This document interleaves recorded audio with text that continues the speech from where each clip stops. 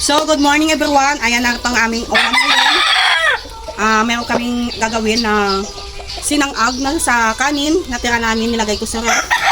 Tapos, meron akong halamang dagat, tuyo, at saka lagyan ko ng maliliit na iwan ko ano tawag. Basta sa amin kalkag, ilalagay sa sinangag.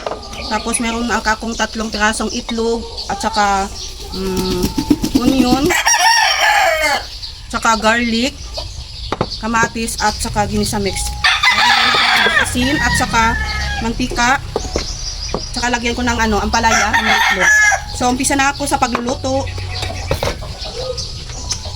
Ayan. Umunawin ko muna ang aking sinangag. So bago pa ako magpapainit diyan. So maraming manok. So mag-slice muna ako ng bawang. Kumain ko ng bawang. Kasi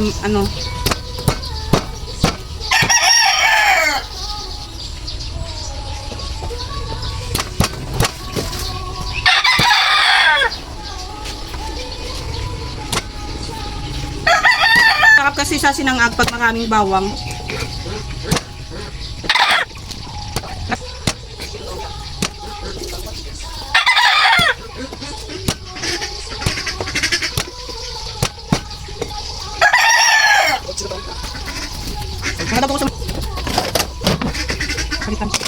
Palitan ko yung kutsilyo.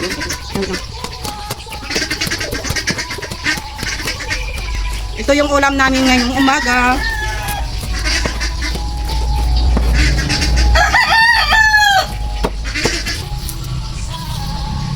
Onion. So mag-slice ako ng tawag nito?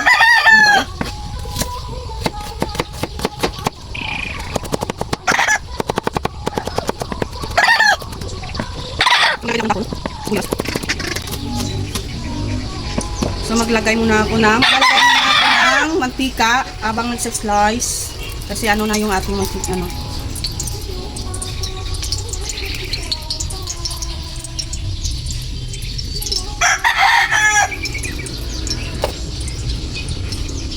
So yan, nagpapainit ako ng ininit tubig. Lalagyan natin ito lalagay ko ng ininit tubig. Sterilize lang para matanggal yung kagaw. So ayan, hintayin. So